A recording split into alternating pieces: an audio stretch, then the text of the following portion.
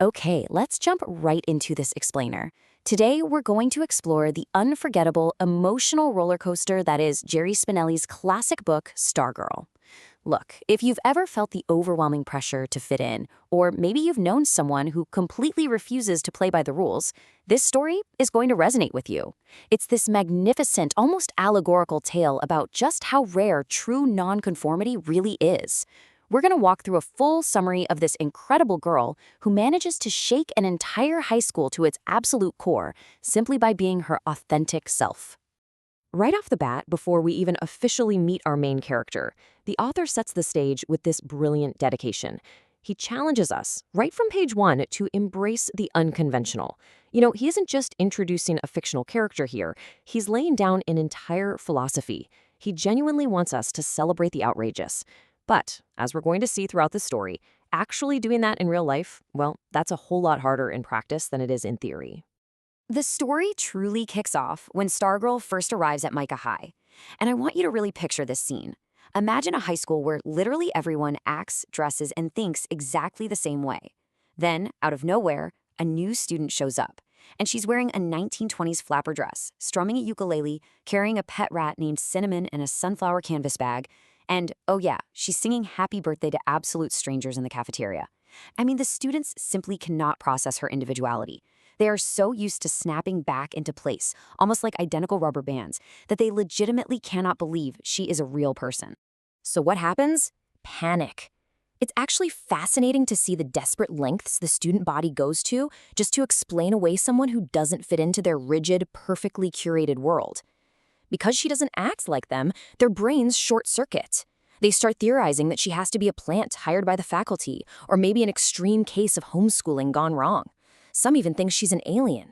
They literally invent these wild, crazy rumors, like her parents being witches or circus acrobats, just to try and make sense of her profound otherness. And get this, her backstory is just as fascinating as the rumors. If we track her evolution over the years, it reveals this incredibly fluid sense of identity that started way before she even set foot in the high school. During a TV interview a bit later in the story, she actually admits that she wasn't born Stargirl. Her given name was Susan, but she just casually threw out Susan for the name Pocket Mouse, and then later Mud Pie, then Hully and finally Stargirl. Now, what I absolutely love about her is how she views her own name. To her, it's not some permanent label etched in stone. It's simply an expression of how she feels in that exact moment. When she's asked why she keeps changing it, her answer is so elegantly simple. She says she just wears a name like a shirt. When it no longer fits her vibe, she outgrows it and she changes it. It's this radical, almost awe-inspiring approach to self-identity. And honestly, it completely baffles her peers. Okay, so things take a remarkably tense turn when she actually joins the school's cheerleading squad.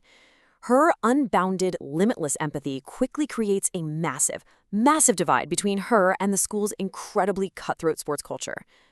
Listen, Mica High demands total blind loyalty.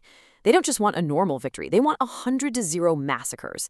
But Stargirl, she cheers for everything and everyone. She genuinely cheers when the opposing team scores.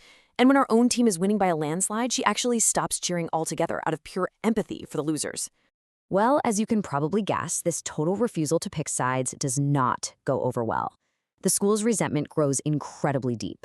Her fellow cheerleaders become so infuriated by her empathy for the quote-unquote enemy that they devise a really, really cruel trick. During an away game, they casually tell her someone forgot something back in the gym, and while she's gone, they tell the bus driver that everyone is aboard. They completely abandon her there, forcing her to find a ride home with a Red Rock school custodian. Which brings us to a major explosive climax on the student-run television show called The Hot Seat. What starts out as some harmless curiosity rapidly devolves into a bitter, hostile interrogation by her very own peers. It's basically an ambush. They attack her for cheering for the wrong team, for constantly changing her name, and for meddling in their lives with her random, beautiful acts of kindness. Honestly, it's really tough to digest as the jury basically turns into an angry mob, screaming right in her face, exposing the absolute ugliest underbelly of the school's obsession with conformity. So right when her popularity hits absolute rock bottom, she decides to publicly declare her love for our narrator, Leo. And she doesn't do it subtly. She paints a giant Valentine on a bedsheet and hangs it outside for the entire school to see. And this is where the tragedy really deepens. See, Leo really likes her, but deep down, he is fundamentally a conformist. His immediate cowardly reaction to this incredibly beautiful public extravagance is just an intense urge to run outside and rip the sign down, purely because he is utterly terrified of being associated with the school outcast. Crushed by the entire school completely shunning both of them, and specifically deeply hurt by Leo's intense embarrassment, Stargirl makes the ultimate sacrifice. Poof! The ukulele and the pet rat, vanish. Those long, quirky pioneer skirts, gone. She completely morphs back into her given name, Susan Julia Caraway. She starts wearing standard-issue jeans, sandals, painted nails, and makeup, all just to blend in with the crowd. It is a truly heartbreaking moment. Seeing our incredibly unique hero fall like this, she literally looks around and completely sacrifices her vibrant, colorful self to become, in Leo's own words, gloriously ordinary. And she does it just to be accepted by a boy and a school that didn't even appreciate her magic in the first place. It's a devastating representation of exactly what happens when we let the harsh judgment of others extinguish our own inner light. But here's the twist. Conforming doesn't even work. Her attempt to become popular as Susan is a total, miserable failure. If anything, the school detests her even more for trying. But, realizing that abandoning her true self just wasn't worth it, we get this massive, triumphant return to form. One Monday morning, the floor-length skirt and the ukulele simply reappear. Stargirl reclaims her true identity. She goes right back to walking table to table at lunch, passing out happy face cookies, even giving one to the school bully who literally smashes it with a shoe. And Stargirl? She remains completely, brilliantly unfazed. She eventually cements her absolute legendary status at the big school dance, the Ocotillo Ball. She shows up, totally alone, but absolutely radiant, and immediately requests the bunny hop. Soon enough, she is leading this massive, ever-growing snaking line of students all across the tennis courts. And she's out there brilliantly improvising these joyous, wonderfully goofy steps, doing the struts of a vaudeville vamp, a ridiculous penguin waddle, a tippy-toed priss.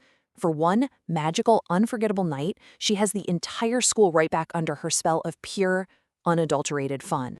But of course, the magic is interrupted. When the school bully Hillary Kimball sees everyone actually enjoying themselves, she marches right up to Stargirl, looks her in the eye, says, "You ruin everything," and viciously slaps her right across the face. The entire crowd freezes. Hillary winces, bracing to get hit back. But Stargirl's response? It is the ultimate, unforgettable act of grace. She doesn't raise a single hand. She simply leans in, gently kisses Hillary on the cheek, and calmly walks away forever. Because Stargirl moves away right after the dance, leaving the school and the town forever changed.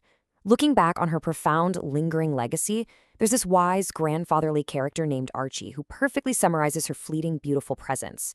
He simply notes that star people are rare. You'll be lucky to meet another.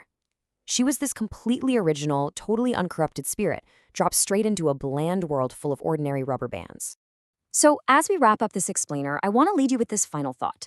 Look, we all face the pressure of the rubber bands of conformity in our own lives, right? Society is constantly urging us to dress the same, think the same, and cheer for the exact same side. But Stargirl showed us the incredible beauty and, yes, the very painful cost of refusing to snap back into place. So, I have to ask, do you have the courage to celebrate the outrageous? And more importantly, are you brave enough to be a star person in your own life?